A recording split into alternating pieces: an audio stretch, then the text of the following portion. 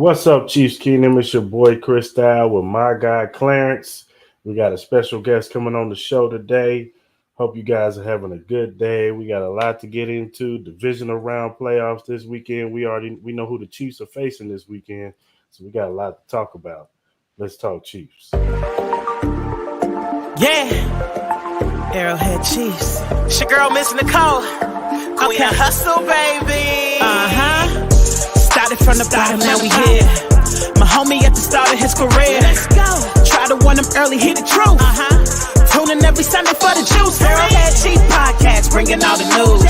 If you missed the play, come back for reviews. Cris out here rapping for the crew. Post game highlights, go subscribe on YouTube.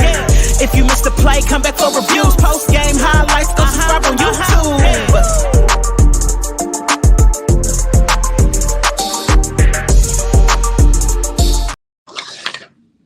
What's up, Chiefs Kingdom? You are tuned in to the Arrowhead Chief Podcast, episode 109, Divisional Round Preview.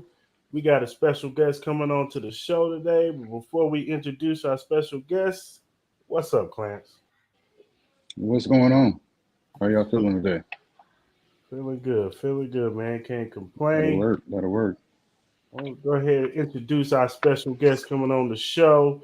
USA Today Sports Media Group, Chief Wire, Beat Writer, host, Ed Easton Jr. How you doing, man? How's it going, guys? A pleasure to be on the show today, man. Pleasure you coming on. Appreciate you coming on the show, man. I know time is an essence, so, trying to get people on this show is hard, so I definitely appreciate you coming on the show. Now, before we get into talking about the playoffs and everything, why don't you tell everybody, how you got in the business, how you got started, a little bit about yourself, how long you've been in the business, how long you've been covering the Chiefs? I've been in the business now for, it's kind of funny to say, like over 10 years, and I've been covering the Chiefs now. It's my fourth season, and it's been a process. Obviously, it's such a great team, and me personally, I'm not from Kansas City. I'm a New Yorker, so just being, the opportunity to start off with covering the Kansas City Chiefs during this era right now. Mm-hmm. My first season was the Super Bowl season, winning the Super Bowl. So just even jumping in on that point was such a huge moment. But I've covered basketball, obviously football. I've covered baseball for several different publications now with USA Today. It's just been great. And like I said, just covering it with here in Kansas City, covering the Chiefs, it's been a great experience so far. Okay. And how long have you been with the Chiefs Wire? 4 years. This has been right when I jumped with USA Today. It was right with the Chiefs Wire. So it's been hand in hand. Okay. Cool. That's good, man. Now the playoffs just happened this weekend, and last night was the ending of the wild card week. So we, everybody, we know who's advanced and everything. As far as the AFC goes, what was your overall viewpoint of the wild card weekend? Well, it's kind of interesting because when obviously the Jaguars are the matchup this week, but just that Jaguars-Chargers game and everything that went into it, I could see not even from just social media, just everyone talking after that first half. I think we kind of had Jacksonville buried and pretty much sent away in terms of Trevor Lawrence. Everybody was pretty much writing him off and saying that he couldn't perform in the big moments. I think that was such a huge moment in just that comeback being the third greatest comeback in NFL history. And considering everything that was going on with that situation and just how resilient that team has become, that was such a huge part of it. And then you look at the Dolphins and the Bills, and obviously as Chiefs fans, everybody out there that's listening, that's a great thing to see the Bills on the ropes like that against a Dolphins team that really doesn't have a quarterback. I mean, Thompson he's young, but he's not the quarterback for that team. They're a completely different team when they don't have Tua, and they still had them against the ropes. And if you really put it in perspective and go back and watch that game, the Bills are lucky to get away with anything close to a win. I just think if he made a couple of better decisions, in regards to Thompson going down the field, the Dolphins win that game easily. I think the defense dominated. They figured out Josh Allen completely. That, to me, really stood out if you talk about just where the balance of power is in the AFC. and the controversy with who the top seed should be. Obviously, the Chiefs are. And I just think the Bills really surprised people because everyone was expecting a blowout. I know you guys probably were as well. So just to see it come down to the wire like that was pretty interesting. But those two games stood out the most, and just how anything could happen. Anything could happen in this league. No lead is safe, especially in the playoffs. It doesn't matter. You got to have the short memory. You can't think about, Trevor Lawrence threw 4 interceptions in the first half. You can't think about it. You just got to go back out there. So those were like some big things when you look at the way these teams perform and how they balance each other out going forward. Definitely. You got anything, Clarence? No, we pretty much covered it, Yeah. My takeaway, it's the same thing. Buffalo was against the ropes, and the Bengals were against the ropes too on Sunday night. They probably should have lost that game if Huntley doesn't jump over the pile and goes under. Maybe he scores that touchdown. And we're talking about, we're facing the Ravens this week. So, it's crazy how both teams struggle. Both of them are dealing with injuries. One's dealing with injuries Buffalo's dealing with injuries on their offensive line. And some, of course, DeMar Hamlin, he goes down. They're down to their probably third string safety now. I know Michael Hyde is supposed to be coming back maybe this weekend, but we don't even know how he's going to look. He's been out so long. He's got to knock the rust off again, and, he's got to get on the field. So we don't even know how he's going to look. So, and then the Josh Allen turnover situation, he is not something new. He's been turning over the football all season, where he throws careless picks, the fumbling, the recklessness with the ball. Yeah, but don't forget about the arm injury he had though. True. That's still a thing. It's still a thing. He's playing through an injury. He is. But mostly everybody is at this point in the season, so Absolutely. Sort of balanced. Yeah. No, I hear you, but he's still flinging that thing down the field. It ain't affecting him too much. You saw some of them throws, Clarence. He was hitting digs on the rope down that field, so it ain't hurting him that bad. This is what I was talking about when we talked about it yesterday, Clarence. Is the effect of Dayball leaving him was Dayball cut down some of those mistakes. Last year, he wasn't making a lot of these mistakes like he is this year. This year, he's back to the recklessness that he was before Dayball was there. He fumbling the football, throwing reckless picks in the end zone. It'd be like they march down the field and they're in the 20, and he'll just throw a reckless pick, and it's just throw it away or, go down with the sack. Sometimes taking a sack ain't the worst thing in the world. So, and I get it. He's got the legs, he can move, he can do all kinds of stuff. He tries to make all these crazy plays, but sometimes, and we talk about it with Mahomes sometimes. Sometimes we tell Mahomes, just throw the ball away, man. You ain't got to make a highlight reel play every time. Sometimes throwing the ball away is okay. Live for another down or kick the field goal. It's okay, or even if you have to punt. So it's just this season he has regressed. He's regressed this season. So I think you guys obviously remember Brett Favre and how reckless he Regression was. is a strong word. I think that's a strong word. He's regressed in some of his recklessness. I'm not saying he's. Well, listen. So last player. year, so last year when the Chiefs lost to the Bengals, there was local media that was saying that Pat had regressed. Regression is a. I'm not meaning regret. I'm not saying regression in the sense of he's regressing. He's sorry. He's trash now. No, Josh Allen is still a top 3 quarterback in this league. You know what I'm saying? I'm not diminishing none of that. I'm just saying some of the recklessness has just come back, and it's not all his fault. It's because the Buffalo Bills make him do so much. They don't run the football. They don't. And Singletary's not no slouch.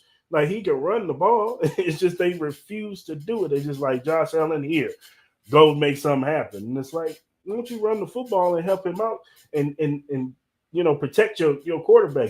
He's prone to making mistakes. So won't you diminish some of that by running the football?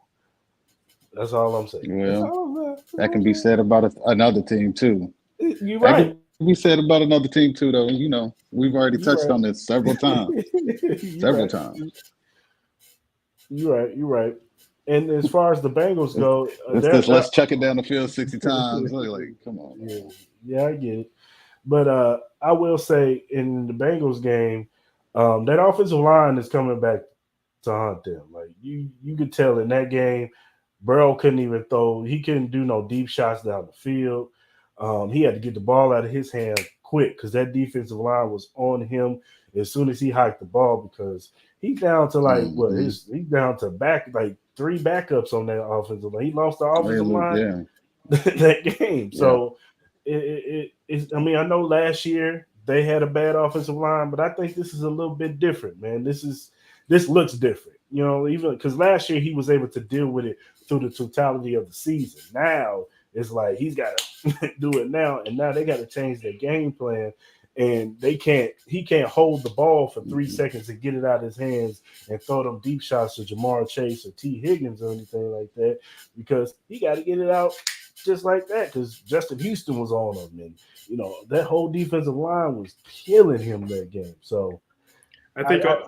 Go ahead. Oh no, I agree completely with you in terms of the offensive line, and one of the reasons why I didn't bring up that game is that I expected it to be a low scoring, slug it out game. These are two teams notoriously, whenever they battle, it's always close. The biggest difference when it comes to those type of games now is because there's no Lamar Jackson. If Lamar Jackson is playing, you can safe to say by the way that game was going, the Ravens probably win that game if Lamar Jackson's playing. So when you look at the Bengals, to them, with them, there's such a tough matchup for the Chiefs as we've seen 3 times last year. But when they go up against other teams and you see what they do against the Ravens know how to beat them. The way the Ravens lost this game is they beat themselves with turnovers. So, Joe Burrow, as great as Joe Burrow is, like you said, he needs a great offensive line. He does make mistakes. Sometimes he holds the ball too long. These are little factors that make them very beatable. Now, in regards to the matchup with the Chiefs, this is something they have to adjust to as well. See what the Ravens are doing because every time the Ravens play him, it's a tough game. So it's something that I don't want to look ahead to the future. We obviously have games this weekend. It's something that Andy Reid and company maybe need to look at the way the Ravens are going against the Bengals every time because every time these two teams face each other, it's a close game no matter who's at quarterback. Yeah, I agree. And as far as it comes to the Chiefs, it's always 1 or 2 plays that determine, our match, the past few matchups against the Bengals. I mean, the first 2 games in the first half, we looked like the better team. We was, smoking them in the first half, and then in the second half, for whatever reason, credit to the Bengals, they make whatever adjustments they make. And Andy Reid and them don't make the proper adjustments that they need to make running the football. Like in the AFC Championship game, it was clear that all they had to do was run the football. Yeah. Run that ball.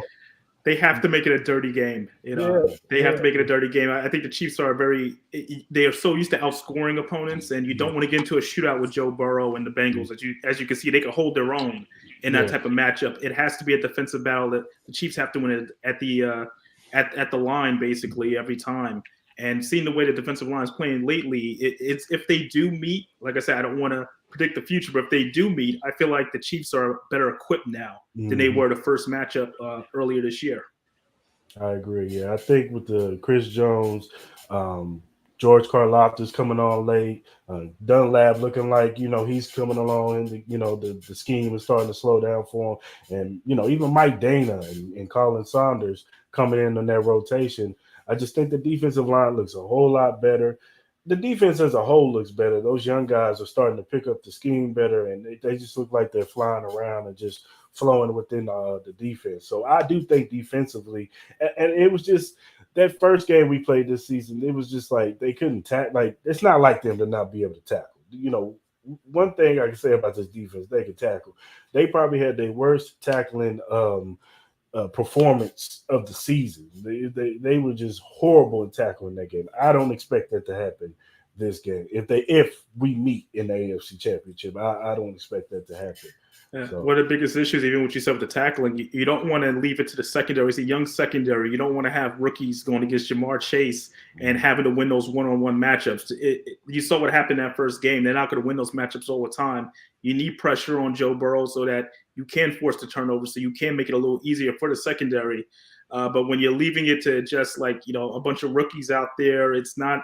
It's just the odds are not in your favor. So I feel like that was a big part of it, and obviously a very rare situation. Travis Kelce fumbling in that game. Yeah, that rarely ever happens. So mm-hmm. I know the Chiefs want to get back at him, and it's just one of those things. They have to win those 50-50 balls, those moments, and I feel like over the last year they just haven't done that against the Bengals. Yeah, definitely.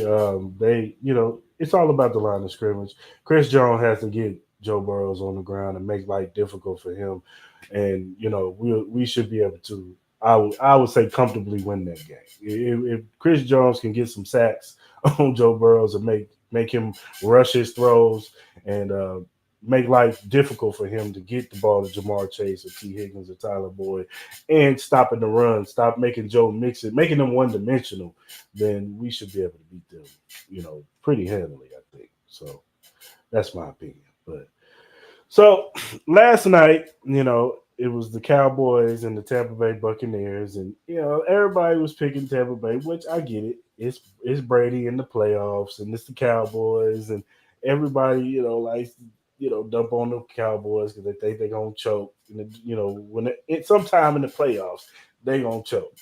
But I just came into this game thinking Cowboys are just a better team. All season, Tampa Bay has not looked right. They just look old. They look slow. They look uninspired. They didn't look like they even wanted to be out there. Tom Brady looks like he don't want to be there no more.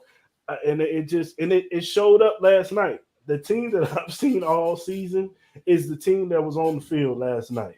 They just look old. They look slow. And they just look like they couldn't get nothing going. And after those first three possessions, once that got going, it was just downhill for Tampa Bay from there. So my question is this the end of Brady? Because in his press conference, he seemed like, he looked like he was ready, he was out. So is it the end of Brady in Tampa Bay? Is it the end of Brady in NFL? This is such a tough question now, just because we all believed that around this time, this was the end of Brady last year when he made the unofficial announcement, which then became the official announcement, which lasted for about 2 or 3 weeks. The thing with Brady is, especially this season, obviously he had the off-field distractions. We can't ignore that those are distractions that he had to deal with. On the field, they didn't really have the consistent running game they probably needed. When you have an older quarterback, you can't rely on Tom Brady throwing the ball 40 times a game if you're going to win, at this age. Let's be real. Like it's, as great as he is, he's still human. So you're asking a lot of him. And what you saw was, which I thought was very rare, especially with a Tom Brady team, he didn't really have the connection with the receivers like he usually does. Mm-hmm. It just seemed like with Evans and Jones, it was a lot of, I've noticed on some of the games, not even just the game last night, where they're just not on the same page. They're just saying, okay, I thought you were going here, or I thought you were going there. Balls are being, underthrown. I thought that was something that really stood out to me. And I don't know if that's something to do with the offensive coordinator. I heard Byron Leftwich's name being thrown out there as possible as the problem. I don't want to say the head coach just because the defense has still been steady and he's more of a defensive coach anyway. Just to go back to your question, Tom Brady, it's tough, man, because the reason why I say he comes back just because he has an ego. Yeah. He doesn't want to go out like that. He doesn't want to go out with people thinking that he's beat down, and he wants to say, okay, I have a full off season to prepare again. I have less distractions now. It's just me. I think he comes back for one more season. That's just the way I look at it. I can't see him ending on this note and feeling comfortable with himself, because you saw the way he ended last year, and to be fair, they could have beat the Rams in that game. It came down when they came back. It came down to a couple of plays. Mm-hmm. He still came back to want to win. So I can see him coming back for one more season just to prove something. That's really what this is all about. It's not about him winning more championships. He's got 7. Come on. It's all about proving that he's still the guy, and he has an ego, so he'll be back. Yeah, I agree. What you think, Clarence? I mean, when you break down that Bucs team, do I think Brady is coming back? Absolutely. That Bucs team was just piss poor. Let's just be honest. You got a Leonard Fournette that's overweight. You got the offensive line issues, the centers, the guards. Tristan Wirfs was out of the lineup for a while. You got Mike Evans giving up on routes. Let's just be honest. You know, it's a lot when you don't like it said, when you don't have a running game and you got one of those guys that's supposed to come in and be a pro and take care of his business in Leonard Fournette, and he comes in and he's that much overweight and he doesn't get in game shape all year, and the running game never shows up. Like Tom Brady cannot throw the ball 60 times in a game. That's not Tom's game. And for anybody to look at it and think that the struggles this year fell on Tom, like it's everything around him that he didn't have.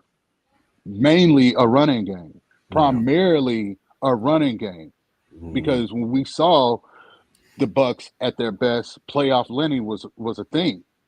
You know what I mean? Last year, they almost come back and beat the Rams. Like, that team was firing on all cylinders last year. Why? Because Leonard Fournette was in shape, man. You know what I mean? Like, they actually had an identity on the ground running the football. And you just can't handicap. I don't care if he's 46 or 23. You can't put a quarterback in the NFL in that type of situation and expect success. You just can't. So, do I feel like Tom's coming back? Absolutely. He said while he was in New England, he wanted to play until he was 50. There's nothing that shows you that he's fell off. No. You know what I mean? Even at 66 times passing last night, I mean, that's a hell of a performance by any quarterback. And what did he finish? Like third in the league in yards this year or something like that? Like, he's still that guy, man. He's still him. Yeah, he still got, He just needs to go to San Francisco. He's not going. I think he got too many quarterbacks in San Francisco. That's the problem. Hey, they can subtract. They can subtract. He need to go home, man. He need to go home, bro. Let him go home, finish out 2 years in San Fran. He need to go home, dog. Yeah. You know what I'm saying? You figure out that Trey and Brock situation. You keep one. You got to let one go. You can get some good draft capital for Trey. You definitely don't let the smooth taste fool you, dog. No, you can get something for Trey. So why not bring in Tom? Let him get Brock ready. Yeah, let him get Brock ready. What if Brock won the Super Bowl? When Brock won the Super Bowl, do that thing in San Fran. Brock gonna be, I don't need you, man. Come on, man. I got one. Brock's looking pretty good now. It's still time. Okay, and we probably So what you telling me is that you see a rematch and them getting that revenge. Is what you're telling me? No. Is that what you're saying, Chris? If you look at the all right then, he's taking an L. He's taking an L. If you look at the NFC and you know how realistic it is, it's very realistic. The 49ers could be back in the Super Bowl. So just looking at the teams that are remaining. So you know, come on, that's the only reason why I say you can't think Tom Brady. Maybe there's another team in that Bay Area, around that area, or not even used to be in the Bay Area, I should say. You know, it's in the AFC West. That's it a could problem. be another team in the AFC West. You know, but see that's a problem because we all know, unless you're Russell Wilson and you think that you can make chicken salad out of chicken shit, you would have to be a fool to want to come to the West and potentially lose 2 games a year, never get a first round bye. Like, why would you want to have to try to compete with that? Because that's a lot to ask. He's Tom Brady. But Tom knows. He took that ass kicking this year. He knows what's over there. He knew what was over there in the AFC title game that he just barely won at Arrowhead. He knows what's over there. You see that cover of Madden, it had 12 and 15. Like, let's stop kidding ourselves. 15 is the standard. He is the standard. If there was ever Tom would be stupid. If there was ever a team to make a run at Brady, you have to assume it's the Raiders. Raiders are gonna make a Josh McDaniels, he on the phone right now. Like, hey, bro, we got Devontae, Darren Waller. Yeah, but Patrick Mahomes and Travis Kelce is over there in Kansas City. I'm not dealing with you, Josh. Bye. Get off my phone. Bye, Josh. Bye. Hang up in his face, Tom. You ain't got to put up with that mess from him. Don't let him fool you.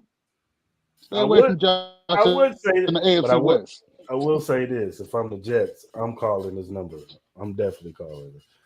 I doubt he goes to the Jets. I think that's out of principle. He won't go to the Jets. Yeah, he don't want to play. He don't want to play the Patriots and Bill. Yes, he do. You know what I mean? It gives you stay in the NFC. He want to rub it in their face twice a year. Listen, stay in the NFC where you can run that. He can run the NFC. He did run it. You know what I mean? Stay in the NFC and only have to deal with Patrick in a Super Bowl situation. You don't want to have to deal with him twice a year. That's a headache. That is a whole headache.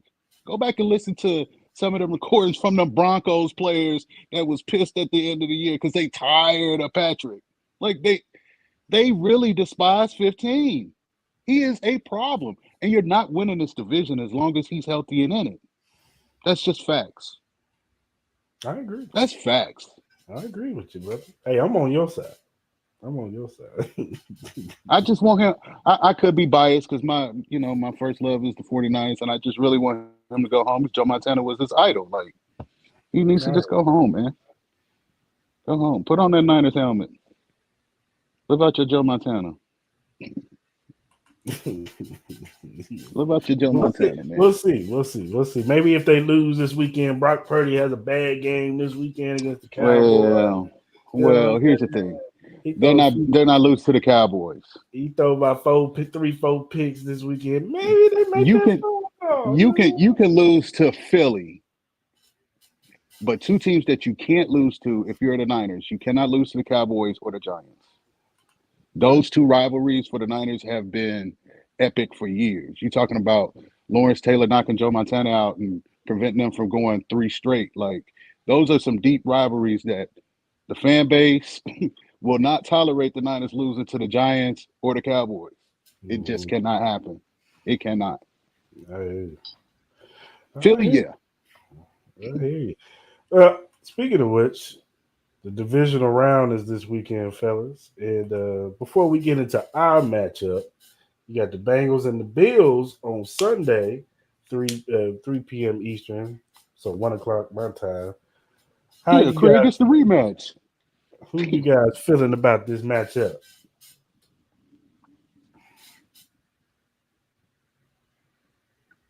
Talk about for the first game for Jacksonville and KC? No, we're going to get into that in a minute. The Cincinnati and Buffalo game.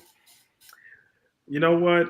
It's going to be emotionally charged. And I would be, if DeMar actually showed up to the game. He is. Which is, you're 100% you expect it. He's going to be a captain. Oh, yeah. He's got to. He's going to be a captain. He's got to. He's going to have his Buffalo jersey on, his hat on. He's going to come out with his brothers. They're going to be arm in arm. He's going to come across, hug T. Higgins, all that good stuff. And, yeah. And Buffalo's going to go crazy. Yeah. The minute he steps out of that tunnel. Emotionally, they have to be the favorites. Yes, absolutely. And, of course, Carl Schaefer is the referee in this game. So, it's going to be some controversial calls, boy. No comment on that one. That's going to be we'll see what happens. How about that? Carl Schaefer's he going to have some questionable penalties out there. I know it. I see it coming. Rough in the pass. As long as they – listen, as much as I despise the Bengals, I still have issues flushing that game from the regular season. Mm-hmm. I need them to win so that they can come to Arrowhead so that they can take this L, so that there's no more questions about it. It has to be that way.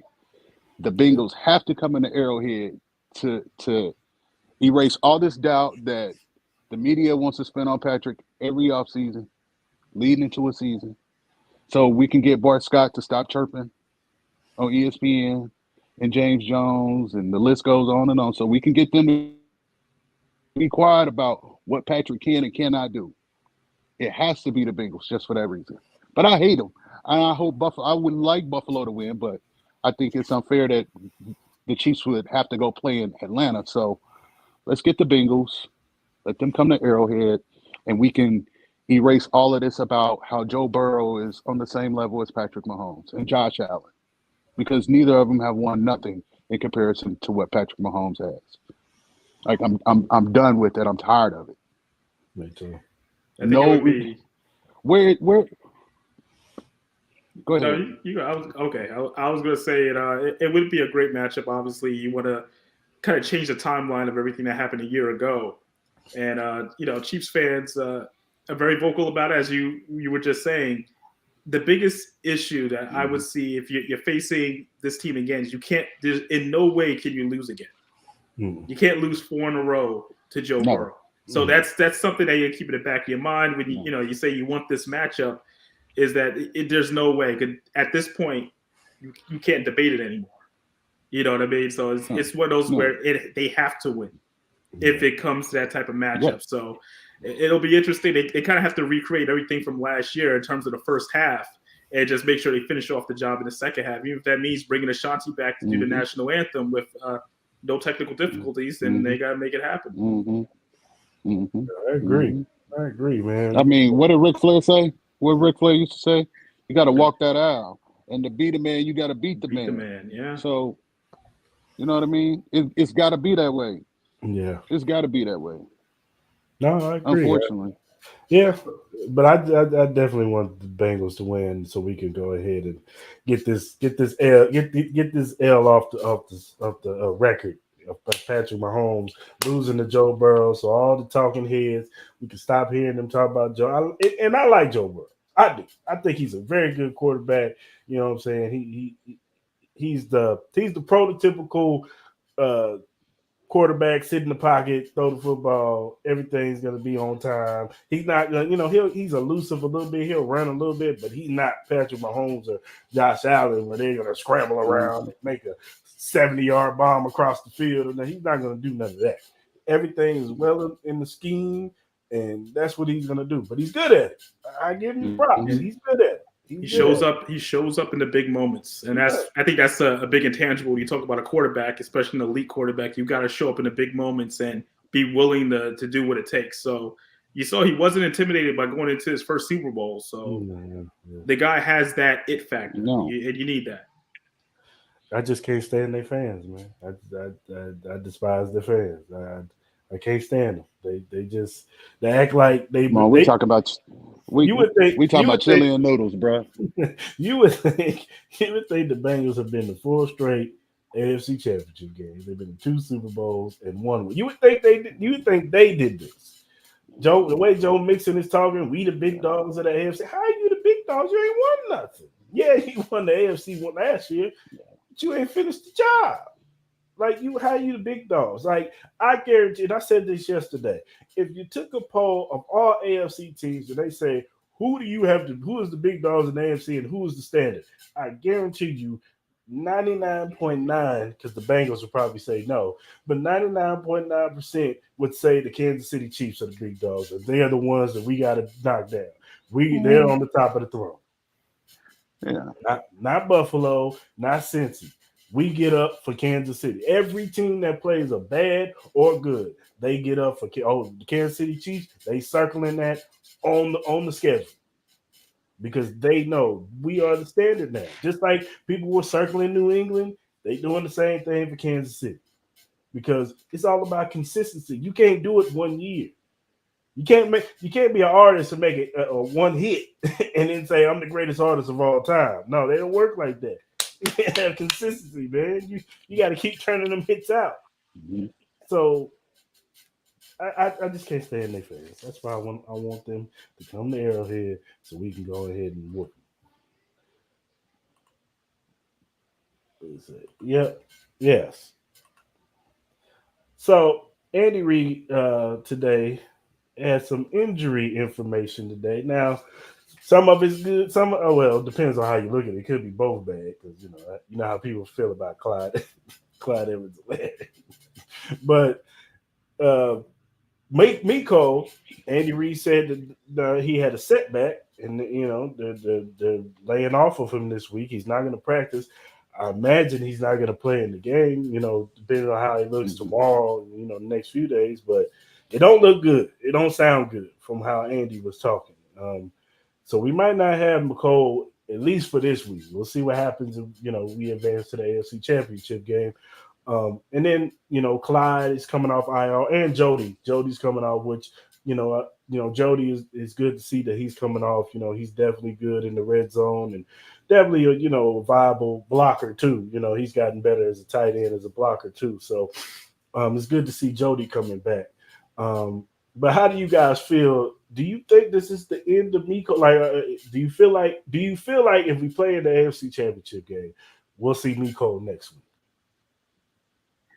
I think I believe so. I think it's a strong possibility, and it's one of those things where they're being cautious. Yeah. And then at the same time, he knows how his body feels, and I feel like we ignore that a lot when we're hearing these injury reports and guys that are playing where they're questionable and probable and all these things. It's really about how you feel on game day, and if he feels good, they're going to have him active. They're doing the right thing by being cautious. It's just not making it worse. And if he's somebody you're going to need down the line, and I know everyone's excited about Kadarius Toney, but putting Kadarius Toney now in his first playoff situation, he's a guy he gets hurt a lot as well. Mm-hmm. So you're dealing with a variety of different parts. Sky Moore, can he fit that role? It's all these different things that Andy Reid is thinking about in terms of combinations. You want to make sure you have that ace in the hole. You want to make sure McCole Hardman is 100% before you throw him out there, because you have guys that can sort of fill in and play the role, but you want to make sure he's 100% so that you can really move forward. So I understand the caution here with that situation. I mean, you got not to take anything away from Jacksonville. They made the postseason. They won last week. Not to take anything away from them, but there's enough there that you can beat Jacksonville convincingly this week. There's enough there. The bigger question, the bigger concern would be next week, be it Buffalo or Cincy. You know what I mean? Like that would be the time when you would want 100% healthy. Cole included, CEH included, Jody included, because that's one step away from Arizona. You know what I mean? And you want to be trending. You would like to be trending in that direction now after the bye, coming off of the bye. Everybody should be 100%, but everybody's body is different. You know what I mean? So if you get Cole back next week, he's already in game shape. He's not gonna miss a beat. You know what I mean? You get him back, he gets his win together, and then you go to Arizona and you take care of business and close this thing out the right way. Mm-hmm. No, yeah, I agree. I think the thing that we tend to take for granted, especially with McCole Hardman, is not just that he's fast, because Kadarius Toney's fast, Sky Moore's fast. It's the fact that he knows the offense. He's been in this offense for a couple of years now. It moves in a smoother pace when you know a guy that knows how to do these jet sweeps a certain way. Kadarius Toney's now starting to really gel into it. But just having a guy that knows, him and Mahomes have good chemistry. They know how to work with each other. That's why you want to have him for the AFC title game, for the Super Bowl. If he's healthy enough to play, he'll play. That's just the bottom line. They just want to make sure. So I think it's a smart move by Andy Reid and company to just hold off on it. I do want to see CEH get some playing time. Like, if he's going to be active, make sure he gets some playing time. I know Ronald Jones has been the guy he's gotten some carries. You saw in week 18 that he got some carries and some opportunities there. But CEH is a guy that you want to run with all three backs. You want to use Jerick McKinnon in different formations and not have to necessarily be the ball carrier all the time. So having CEH back is a big deal, especially since we cannot forget Isaiah Pacheco is a rookie. So this is his first time in the playoffs. So we got to keep that in mind, that there's a lot of rookies that are getting their first exposure to playoff football. It's very different. Yeah, most definitely. It'd be interesting to see what they do with CEH, because I was in the mindset of they was just going to leave him on IR and leave him on ice, and then next year figure out what they was going to do with him. But if he's on the field, if he's active, then get him some run. Give him a few plays. I'm not sitting there saying give him 10, 12 carries, but you can give him a couple carries just to, keep guys fresh, keep a heavy rotation in the playoffs, because that's what it's all about, keeping guys healthy and keeping that rotation going, because the more of a rotation you have of healthy bodies that you can throw at a team, it's hard for them to, prepare for that, because they've gotten used to this player. Now here comes another player, and it's so I would definitely like to see CH get a few runs in there, and use him, in the backfield catching the football too, because he's also good at that too. that's the original reason why they drafted him, because in LSU, that's what he did. He was good at catching the football out the backfield. So I would like to see him catch some screens and, do some things like that.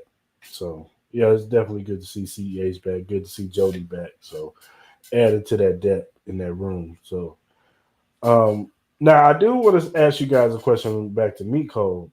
Seeing that he's been injured this season, do you think the Chiefs will be willing to bring him back on a 1-year deal? Because I don't think he's going to get paid now.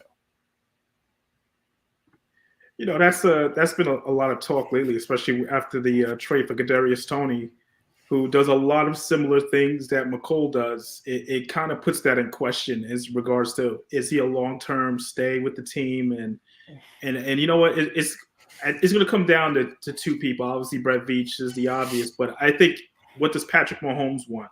Mm-hmm. Because we don't know what type of connection they have and what type of chemistry they have moving forward. But if Patrick Mahomes says, hey, let's make sure we got McColl here, McColl's going to be here. Yeah. We go even back to the negotiation with Orlando Brown. Patrick said he wants Orlando Brown here. Like Patrick says he wants McColl Hardman here. There's a good chance it's going to happen. Yeah. So Kadarius Toney is still a project.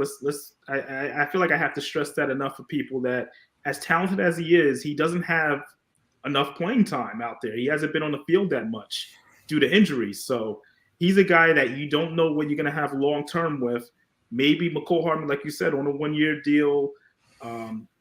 These are the options they have to look at. Sky Moore, because you probably want to use him more in the passing game. You don't want to use him on special teams. So, these are the things that Brett Veach has to sit down with. And a lot of what's going to happen in the postseason will determine moving forward their scenario. So that's the way I'm looking at it. I just think the postseason is going to determine a lot. Yeah, most definitely. All right, fellas, let's go ahead and get into this matchup. Kansas City Chiefs, Jacksonville Jaguars coming into Arrowhead. So let's get into the key components of the game. On offense, Ed, if the Chiefs are going to win, what do they need to do? You got to run the football, and is so important. And there are so many times, and with the Chiefs, not only this season but in the past, where they fall in love with whatever Patrick wants to do. And, obviously with the passing, he's not against throwing the ball 50 times or scrambling around. You want to limit that. You don't want to have Patrick scrambling for most of your rushing yards as a team. I just think getting Isaiah Pacheco to have enough carries where he's really punishing the defense, and that was a big thing he did in week 10 after his fumble, was that whole second half. They kept giving it to him, and most of his yards were in that second half. It was wearing the defense down, and really was the difference in terms of sealing the victory. So if they can keep a consistent running game going and not turn the ball over, I think they should be fine on offense. That to me would be the difference. Go ahead, Clarence. I mean, you already know where I'm going. Ed said it. You got to run the damn football and establish a line of scrimmage. You know what I mean? You got a young, inexperienced team. They're still inexperienced. Just because they won last week, they didn't play good football. You're coming off a bye. Run the football and establish a line of scrimmage and let things flow off of that. This is your first game back. Get some of the jitters out. Guys are still going to be amped up. It's going to be an Arrowhead. It's going to be rocking. Run the football. Get some easy throws off of some play action pass. Get settled in. Get back in the rhythm. And then by, third, fourth quarter, you start to see them clicking on all cylinders and being what we have come to know from them, which is deep over routes to Travis and, stuff like that. But definitely run the football. Yeah, I'm just going to agree. I'm right behind y'all with the running the football, get Isaiah Pacheco going. Hopefully we get to see Isaiah Pacheco, because the thing about Andy Reid and EB is, I don't know what it is. They'll run him in the first quarter, and in the second and third quarter, you really don't see Pacheco no more. I get it. McKinnon has been coming on strong lately, and I get you want to use him, and he's probably the better one as far as pass protection goes. But I would like them to mix him in a lot more, like in the second and third quarter. Run the football with Pacheco a lot more. Get him some more carries. At least give him 15 carries. There's nothing wrong with giving him 15. Like, it should be no reason why he should have eight or nine carries. Like, 15 is a nice number for Pacheco. You get Pacheco 15 carries, I think he can get anything 70 and above. Like that's just he's a 4.5 yard a clip carrying back. Like that's what he gets. So I would just like to see them use him a lot more in this game. Maybe they was reserving him because they don't want him to hit that rookie raw. I don't know, but I want to see him ramped up a little bit more in these playoffs. And like Clarence said, use that play action pass, man, and get Travis involved. Later in the season, I think they were just saving Travis too, but I want them to ramp Travis up too. This is playoff ball. We need our best playmakers making plays. So that's Travis. Get Kadarius Toney involved. Juju. I want to see more Juju in the middle of the field making plays. So let the playmakers, let your best players make the best plays and show that you are the better team, to Jacksonville. So don't let them hang around and having three and outs, stalling out. Like, put your best stuff out there and just take care of business. Bottom line. It's funny you brought up Juju. I think this could be a good revenge game. If you remember, that's where he had the injury from the big hit from Cisco. I can see him definitely getting featured early just because of that. Because you know how guys are in the locker room. They want to make sure that they take care of each other. So I can see Juju getting some opportunities early just to prove a point.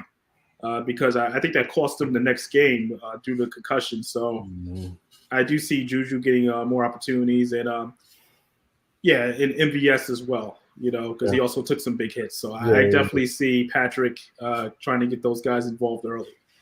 Yeah, most definitely. And, Patrick talked about that. He said he had to do a better job not leading his receiver into big hits. So, I think that, there's going to be a play where they're going to go after Cisco. So I wouldn't be surprised. Or if, they had Blake Bell or somebody or Trey Smith coming on one of these carries for Kadarius Toney and he comes and maul him, off the spot or something. I can see them trying to do some stuff like that. So Trey Smith has to have a highlight reel of some of the biggest blocks I've seen in a season from an offensive lineman. My goodness! So that dude is a dog. He's a dog. He's nasty. He's nasty. When you get him mad, he gets going. He's probably the nastiest one on the field as far as the offensive line goes. Like Big Trey don't play.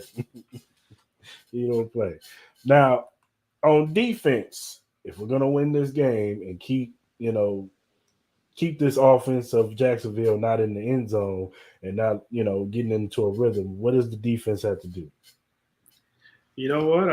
We're going to go back to what we were saying earlier with the defensive line having to step up. We talked about Chris Jones just continuing the pace that he's been on. Carl Loftus, doing well. I'm going to throw Carlos Dunlap out there. Mm-hmm. This is a big opportunity. His first postseason with the Chiefs. He's a veteran. He's a guy that, he really wants a ring. He wants that ring, in Kansas City. I can see him pretty much making the difference because he brought this whole knocking the ball down to the Chiefs defense, which I feel like they didn't really utilize as much. You didn't see many guys getting their hands up on pass rushing until Carlos Dunlap got on the team. Mm-hmm. And having him there, especially with a young quarterback in hostile territory in Arrowhead, I just feel like that's going to be such a big part of what they're going to bring against Trevor Lawrence. So Carlos Dunlap is a key component and just putting pressure on him. And it won't be just the same guys that we've been used to, like I said, with Chris Jones and just having that extra veteran presence. I feel like it's going to be a big deal in making Trevor Lawrence, make some poor decisions down the field. Go ahead, Clarence. I'd have to echo that sentiment. Like it's going to have to be the defensive line and the pressure. And, they playing with a lot of confidence up front. Right now, they have that same level of confidence comparable to the year that they won the Super Bowl. Like they feel very confident in their unit up front that they can get pressure, they can get sacks, they can affect change in the ball game.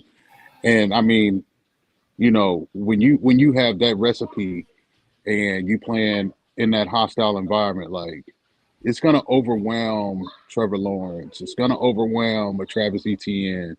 Maybe not so much Christian Kirk. I don't know because he is a vet. Maybe not so much Marvin Jones, but Marvin Jones hasn't been to the postseason since Cincy.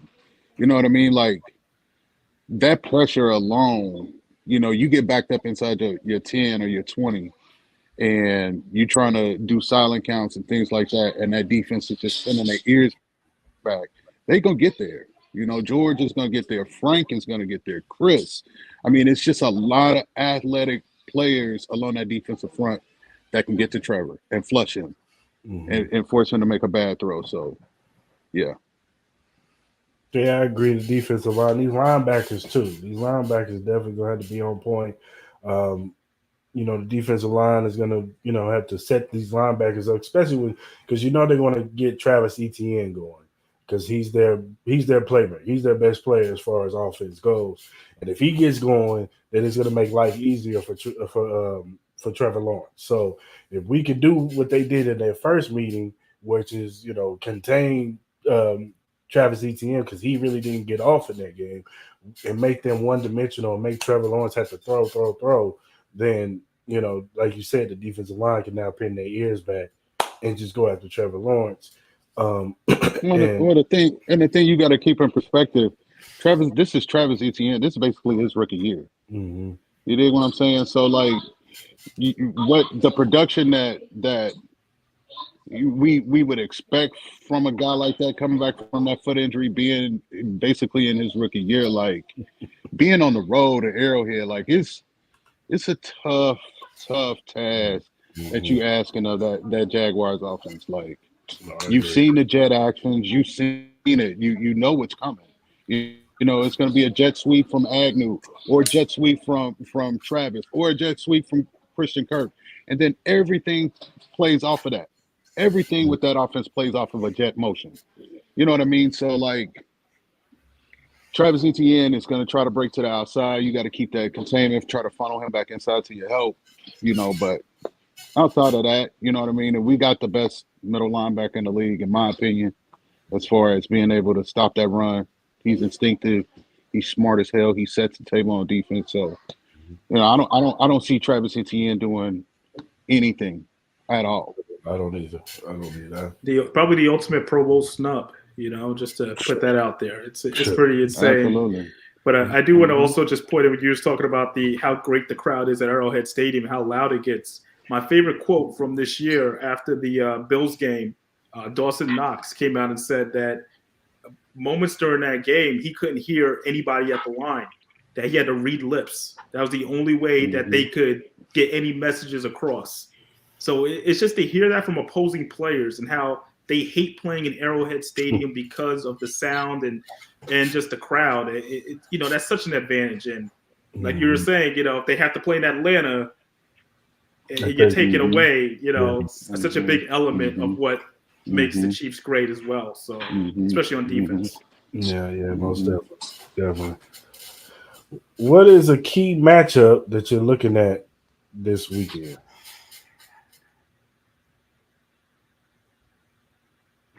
I think you kind of nailed it pretty well with ATN because he makes so many things happen. So him and Nick Bolton and just him having to watch what he's doing everywhere he is on the field.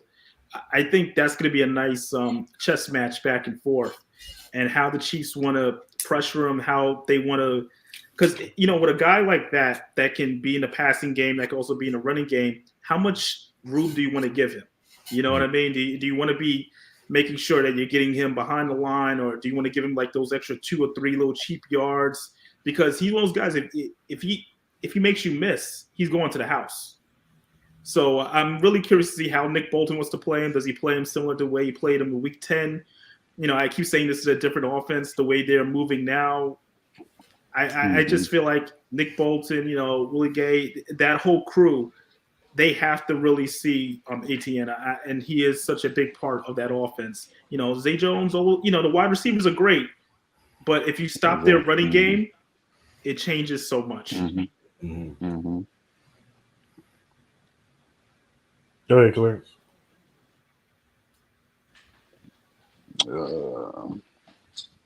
That's a tough one. Come back to me on that one. I'm going to go Evan Ingram versus Justin Reed. That's going to be a key matchup for me. They like to go to Evan Ingram. He's actually revived his career with Jacksonville because he looked like he was going to be a bust. the way he played with the Giants, but he's revived his career coming over to Jackson. He's actually played really well playing with Jacksonville, and so that matchup is going to be key because they're going to go to him a lot over in the middle of that field, and that's one of the things about this Chiefs team was the middle of the field has been a little bit of a weakness. A lot of teams have gotten a lot of yardage, throwing to the middle of the field, whether it be wide receivers or tight ends. And I just want to see what we've been seeing from these safeties, both him and Juan lately. They have stepped it up. They look better. Juan is getting takeaways now. Justin Reed looks like he's more he looks like he's getting the scheme more. I think, in the beginning of the season, people got to understand, Justin Reed's a veteran, but he's still learning a whole new scheme. So he's not playing as fast as he probably wants to. So now I think he's playing fast now. He's not just, thinking so much. I think he's just going out there and playing with his instincts and, reacting to the ball. So, that matchup is going to be key to me. That safety and the tight end, Evan Ingram.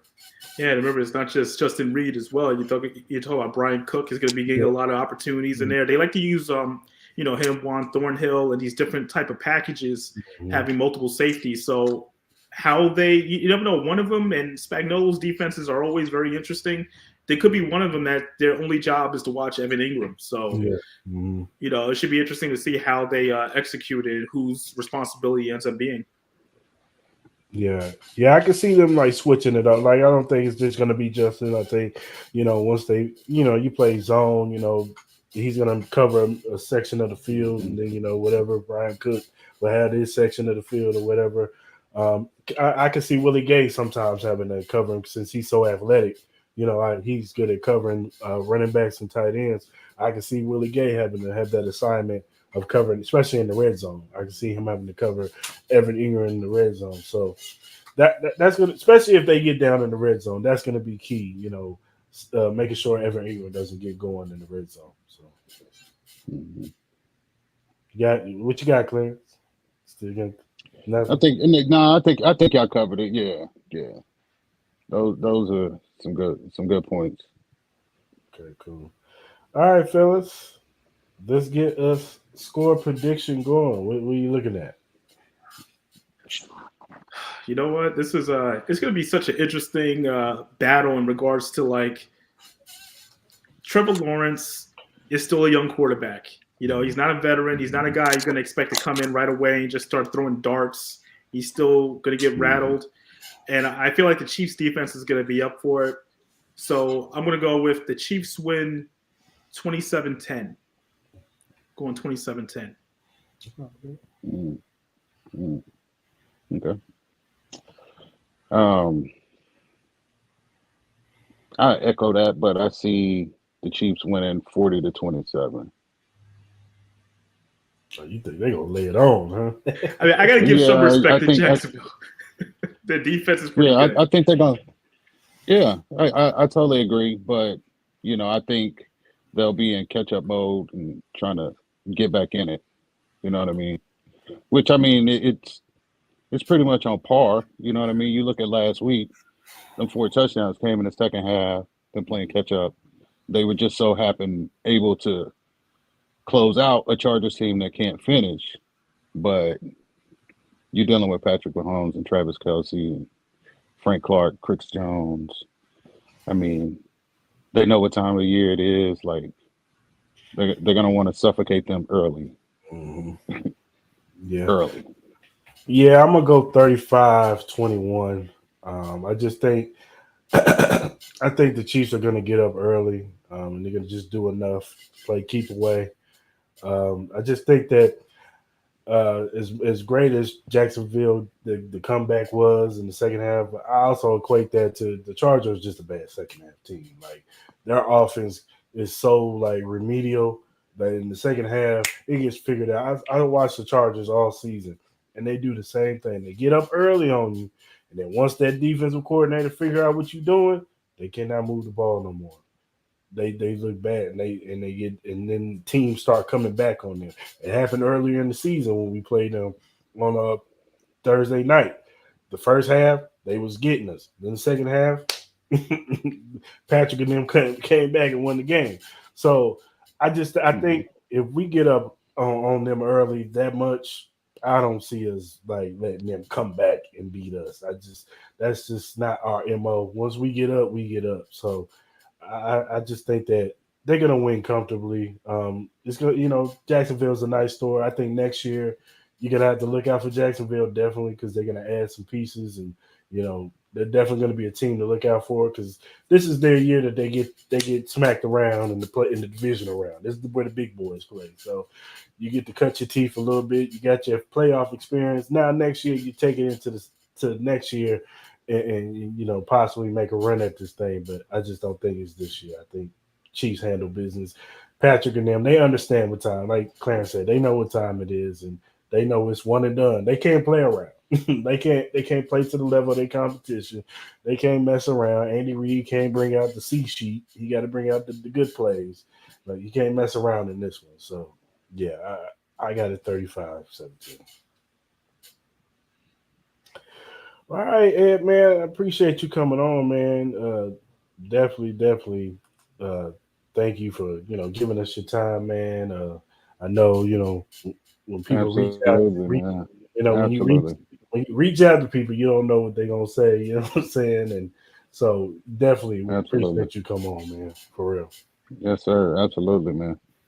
Hey guys, thank you for just having me, man. I appreciate everything you guys are doing. I was watching some of the episodes, so just like I said, I'm just happy to get the invite. You guys keep doing a great job. Thanks, Brian, and definitely got to come back on, man. Definitely, if we make it to the Super Bowl or something, have you come on and talk about the Super Bowl or something, man. I'm all for it. All right, man. You have a good No, you one. mean when they go to Arizona. Well, you know what I mean, it's not man. if, bro. It's when they go. You got to speak this into existence, bro. When do we go to talk Arizona? These things into existence. When do we go to Arizona, Ed? Yeah, absolutely. And we play the 49ers. Absolutely. Talking into existence. Manifestation. No, you're right. You're right. Absolutely. Man. I'm sorry. But y'all, thank you once again, Ed. I appreciate you, man. Definitely come back on. Yeah, appreciate you, dog. Will do, man. Yes, thank sir, you, guys. Absolutely. All right, man. You have a good one. All right, Clarence, man. We're here, man. It's playoff football, dog. Yep. They got to lock in. Got to lock in, man. Yep. We're gonna go ahead and land this thing. It'll be fine. Yeah. I'm not worried about this. I'm not worried about this. No. I'm really not worried about this. I think it's gonna be business as usual. I think Pat and them is gonna go out there and handle business. Pat gonna show them why he's the MVP. Yep. I think our playmakers are gonna make plays. And I said Chris Jones close out sack one more time. Right. This is gonna get ugly. Yeah, I think this is gonna get ugly, man. Trevor Lawrence ain't used to this. He ain't heard these fans in playoff mode. Yeah, no, this is a different team. So yeah, definitely. All right, man. We'll go ahead and give a shout out to our sponsor, Every Morning Quarterback. If you look down at the bottom, you see the link to the website, emqpodcast.com/locker-room. If you go to that link, you'll get the locker room access of everybody who's under the Every Morning Quarterback umbrella. They got a Patriots podcast, a Jets podcast, a Chargers podcast, and they got us, Arrowhead Chief Podcast. You go click on that banner. You'll see all of our episodes, recent and past episodes. Go ahead and click that follow, subscribe button. You'll get all our episodes coming to you in audio. So go ahead and check us out. And if you have a certain streaming platform that you use to listen to your podcast on, we are available on all of them, whether it be Apple, Spotify, Stitcher, Anchor, Google. If you listen to your podcast on any of those on those streaming platforms, Arrowhead Chief Podcast is on there. And if you look at the little @ sign above Clarence, that AH Chief Podcast, you can find us on all social media under that tag name. We're on Instagram. We're on Twitter. We're on TikTok and we're on Facebook. If you follow us, we will follow you back because we are fans just like you. Because what's our motto, Clarence? Y'all know what it is. We ain't Hollywood, bro. We in Hollywood, man. We fans just like y'all. Just remember, talk to us nice and normal. That's all. That's all. Just talk to us nice and normal. But definitely, if you got some feedback, if you got some critiques, if you got some topics that you want us to bring up on the pod, man, hit us up. We will be glad. If it's well in reason, we will bring up your topics, your questions, anything that y'all want to listen to, because we want to bring y'all the best Chief content out there, because we know there's a bunch of podcasts out there. So we want to give y'all original content that you guys can hear and from our point of view. You know what I'm saying? So definitely hit us up. All right, Clarence. Until next time. Till Monday when we recapping a Chiefs victory. Victory That's an Monday. easy dub. Easy Yes, dub, sir. people. Enjoy y'all week. Get ready Get for ready. Saturday. Yes, sir. And we're out. We gone.